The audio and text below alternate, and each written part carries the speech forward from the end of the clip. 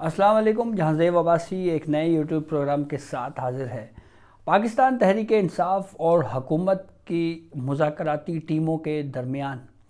آج ایک مرتبہ پھر ایک بڑی بیٹھک ہوئی. اس مذاکراتی ٹیموں کے درمیان کیا گفتگو ہوئی، اس کی اندرونی کہانی آپ سے شیئر کریں گے. ایک پوائنٹ کے اوپر ڈیڈ لاک ہوا ہے، اس پہ بات کریں گے، اور پھر آپ کو یہ بھی بتائیں گے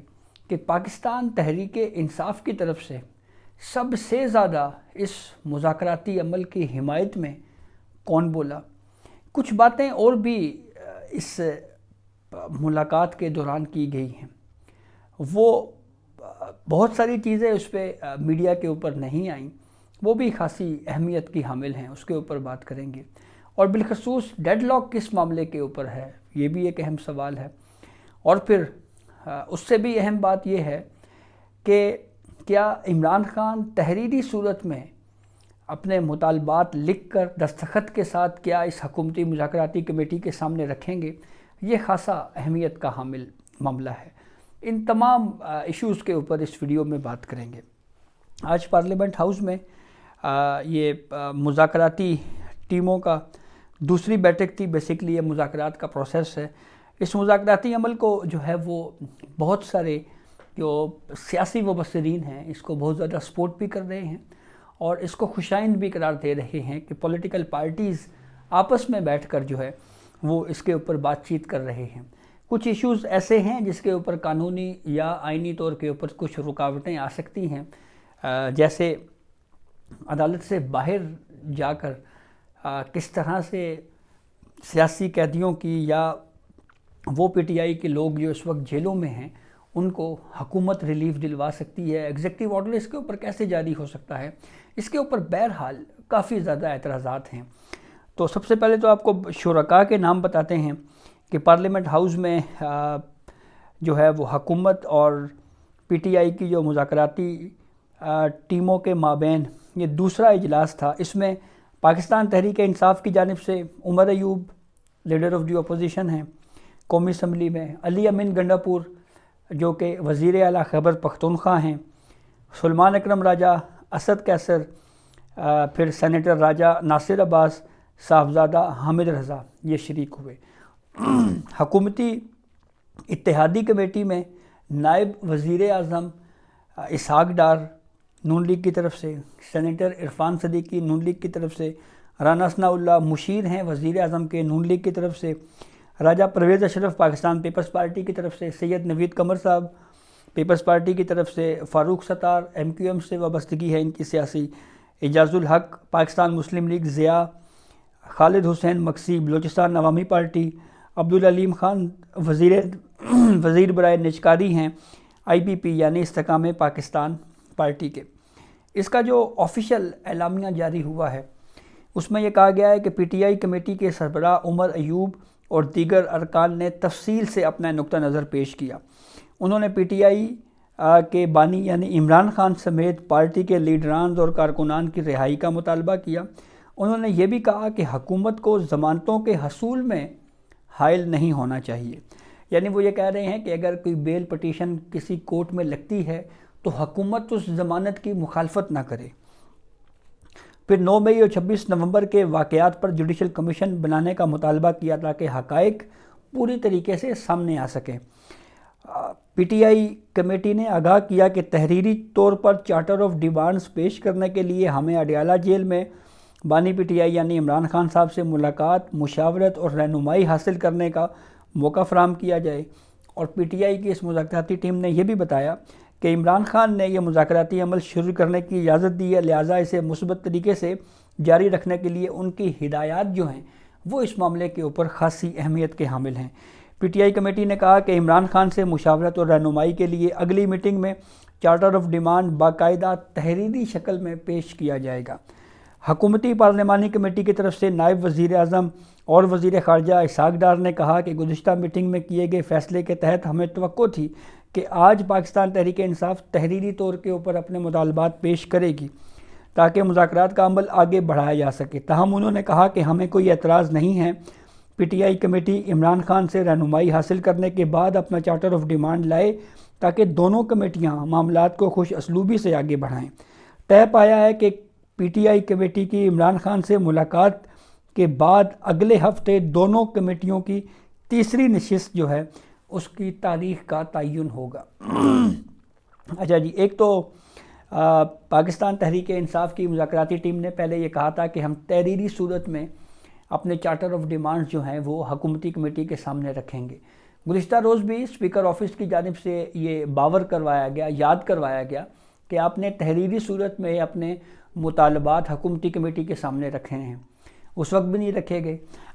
اب آتے ہیں ذرا اندرونی کہانی کے اوپر۔ اب بھی جب یہ اجلاس ہوا تو اس وقت حکومتی کمیٹی کی جانب سے یہ کہا گیا کہ جناب آپ سے ہم نے یہ کہا تھا کہ تحریری صورت میں آپ اپنے مطالبات دیں، تو بتائیں جی وہ تحریری صورت میں آپ کے جو چارٹر آف ڈیمانڈز ہیں یا تحریری مطالبات ہیں وہ کیا کیا ہیں۔ اس کے اوپر کوئی جواب نہیں تھا۔ اور پھر عمر ایوب صاحب نے کہتے ہیں جی کہ وہاں پہ کہا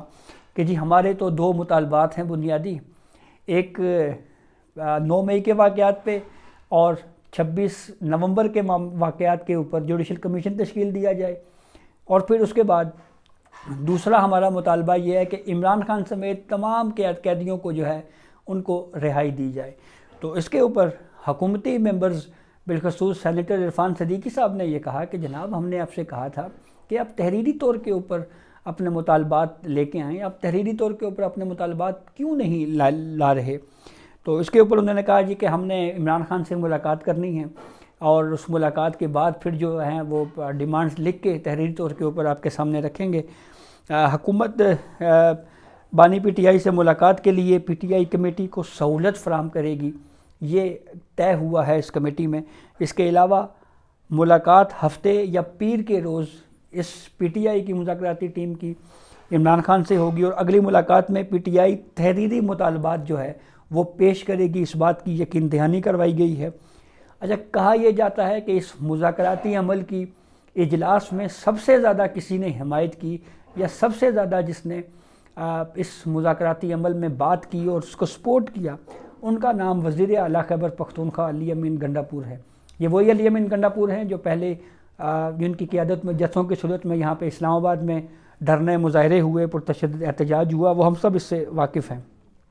حکومت کی جانب سے اسحاق ڈار نے مذاکرات کو کامیاب بنانے کے لیے جو ہے وہ کردار ادا کیا ہے۔ اس کے علاوہ جوڈیشل کمیشن کے قیام کے لیے سینئر ترین ججز پر مشتمل قیام کا مطالبہ جو ہے وہ ذرائع کے مطابق وہ نہیں کیا گیا۔ اب اس کا مطلب یہ ہو سکتا ہے کہ پاکستان تحریک انصاف اس بات پہ بھی آگے چل کے مذاکراتی عمل میں راضی ہو سکتی ہے کہ آپ ریٹائرڈ ججز کی بنیاد کے اوپر، جیسے کچھ لوگ کہہ رہے ہیں کہ یہ ریٹائرڈ ججز پر مشتمل کمیشن، یا اس کے علاوہ پارلیمنٹ کے سطح کے اوپر ایک فیکٹ فائنڈنگ کمیٹی بھی جو ہے وہ تشکیل دی جا سکتی ہے۔ عمران خان سے ملاقات کے روز عدالتوں میں مقدمات کی تاریخ نہیں ہوگی، یعنی یہ طے ہوا ہے کہ جس روز یہ پی ٹی آئی کی مذاکراتی کمیٹی عمران خان سے ملاقات کے لیے جاتی ہے اور ان کو بتاتی ہے کہ ہم نے تحریری صورت میں مطالبات اب کمیٹی کے سامنے رکھنے ہیں، تو اس روز عمران خان کے خلاف کیس پر سماعت نہیں ہوگی۔ پی ٹی آئی مذاکراتی کمیٹی نے پی ٹی آئی کے 19 ارکان کی سزا معافی کا خیر مقدم کیا ہے، یعنی جو آرمی چیف صاحب نے 19 ملزمان کو کی رحم کی اپیلوں کو منظور کرتے ہوئے جن کی 2 سال تک سزا تھی، ان کے رہائی کے آرڈرز جاری کیے ہیں، اس کو مذاکراتی کمیٹی نے جو ہے جو پی ٹی آئی کے ممبران ہیں ان کی جانب سے بھی اس کا خیر مقدم کیا گیا ہے۔ انٹرسٹنگ بات یہ ہے کہ جب آغاز میں 9 مئی ہوا تھا تو اس وقت پاکستان تحریک انصاف کی جانب سے یہ کہا گیا تھا کہ یہ لوگ ہمارے نہیں ہیں، ایجنسیوں کے لوگ ہیں، اور پھر بعد میں ان کو اب آہستہ آہستہ آن کیا جا رہا ہے، اور اچھی بات ہے، اس کو ایک ویلکم کیا گیا ہے اس اقدام کو۔ مذاکراتی کمیٹی کا اگلا اجلاس جو ہے وہ یہ اتفاق ہوا ہے کہ 6 جنوری کے بعد بلایا جائے گا۔ اب پاکستان تحریک انصاف جو ہے اور مذاکراتی جو کمیٹی ہے وہ تحریری مطالبات جمع کروانے میں کیوں ڈیلے کر رہی ہے، تاخیر کیوں کر رہی ہے، اس کے اوپر بہرحال خاصے سوالات اٹھائے جا رہے ہیں۔ 190 ملین پاؤنڈ کیس کی اگر ہم بات کریں تو 6 جنوری کو وہ فیصلہ سنایا جانا ہے۔ اس سے پہلے 23 دسمبر کی غالباً تاریخ تھی، فیصلہ سنایا جائے گا، پھر خبر آئی کہ نہیں جی 23 کو یہ فیصلہ نہیں سنایا جائے گا، پھر معاملہ پوسٹ پون ہوا 6 جنوری کی تاریخ سامنے آئی کہ 190 ملین پاؤنڈ کیس میں 6 جنوری کو فیصلہ سنایا جائے گا۔ اب دیکھنا یہ ہے کہ کیا یہ تاریخ مزید بھی آگے جا سکتی ہے یا 6 جنوری کو ہی اس کے اوپر جو ہے وہ فیصلہ کیا جائے گا۔ لیکن بہرحال ایک چیز یہ فیل ضرور کی جا رہی ہے کہ پاکستان تحریک انصاف اس پورے معاملے میں ٹائم گین کر رہی ہے۔ پہلے اگر تحریری مطالبات پیش کر دیے جاتے تو پھر اس کے بعد جو ہے وہ معاملات آگے بڑھ سکتے تھے۔ حکومتی مذاکراتی کمیٹی کا یہ موقف ہے کہ ریٹن میں آنے چاہیے مطالبات، تحریری طور کے اوپر آنے چاہیے۔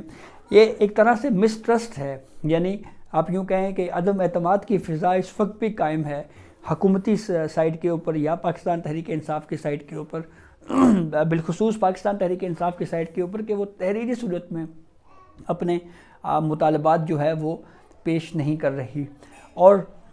اس معاملے پہ ایک طرح سے ڈیڈ لاک آ گیا ہے کہ آپ تحریری صورت میں اپنے مطالبات پیش کریں گے اور پھر اس کے بعد جو ہے وہ معاملات آگے بڑھیں گے۔ اور جیسے میں نے آپ کو بتایا کہ علی امین گنڈاپور جو ہیں انہوں نے تو بڑا سپورٹ کیا ہے اس مذاکرات کو اور کہا ہے جی کہ بہت اچھی بات ہے، مذاکرات چل رہے ہیں، اور انہوں نے یہ بھی کہا جی کہ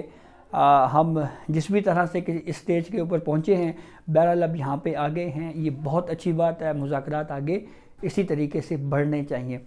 تو دیکھیں اب اس معاملے کے اوپر کیا عمران خان جو ہے وہ تحریری صورت کے اوپر درخواست لے کر ان کی یعنی دستخط سے کوئی مطالبات سامنے آتے ہیں یا ان کے ذریعے سے تحریری صورت میں جو درخواست آتے ہیں، کیا اس میں یہ لکھا جاتا ہے کہ عمران خان کی رضامندی سے یہ ہمارے تحریری مطالبات ہیں؟ تو بنیادی جو زبانی طور کے اوپر انہوں نے بات کی، جو پھر اس کو اعلامیہ کا حصہ بھی بنایا گیا ہے، وہ یہی تھا کہ 26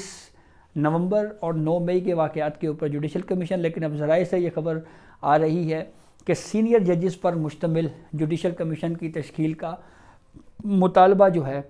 وہ نہیں کیا گیا۔ اور دوسرا جو معاملہ ہے عمران خان اور دیگر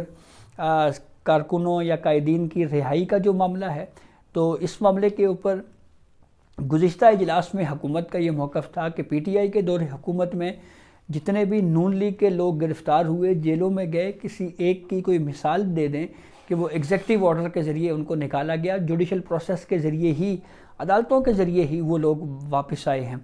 تو اس پہ ایک طرح سے اعتراض یا ایک تحفظات یہ بھی ظاہر کیے جا رہے ہیں کہ اگر ایگزیکٹو آرڈر کے ذریعے اگر کچھ لوگوں کو باہر، پہلی بات تو یہ ہے کہ قانونی طور کے اوپر مشکلات آئیں گی، لیکن اگر اس کے باوجود کوئی اس طرح کا سٹیپ اٹھا بھی لیا جاتا ہے، حکومتی سائٹ کے اوپر کوئی ایگزیکٹو آرڈر جاری کیا جاتا ہے، تو کس بات کی کیا گارنٹی کہ کل وہ ایگزیکٹو آرڈر کورٹ میں چیلنج ہو جائے تو پھر اس کے بعد یہ سارے لوگ دوبارہ کیا جیلوں میں چلے جائیں گے؟ تو یہ وہ ساری کمپلیکیشنز ہیں بہرحال جو ڈیبیٹ میں آگے چل کر چیزیں جو ہیں وہ کلیئر ہونی ہیں۔ لیکن یہ چیز بھی اہم ہے کہ اس پی ٹی آئی کے مذاکراتی کمیٹی نے یہ کہا ہے کہ ہمیں عمران خان نے خود اجازت دی ہے، مشاورت ہوئی ہے، اس سے پہلے عمران خان سے ساری بات چیت ہوئی، اور پھر اس کے بعد جو ہے وہ عمران خان نے اس سے ایگری کیا ہے کہ ہاں جی بات چیت ہونی چاہیے۔ تو وہ عمران خان جو پہلے کہتے تھے جی کہ ہم ان کے ساتھ نہیں بیٹھیں گے، ان کے ساتھ بات چیت نہیں ہوگی، ان کے پاس اختیارات ہی نہیں ہیں، اب وہ بیٹھنے کو بھی تیار ہیں، بات چیت بھی ہو رہی ہے، تو یہ ایک اچھا سائن ہے، اس کو سیاسی عدم استحکام کو کم کرنے میں اس سے مدد ملے گی۔ تو یہ اب تک کی اپڈیٹ تھی جس سے ہم نے آپ کو آگاہ کیا، بہت شکریہ۔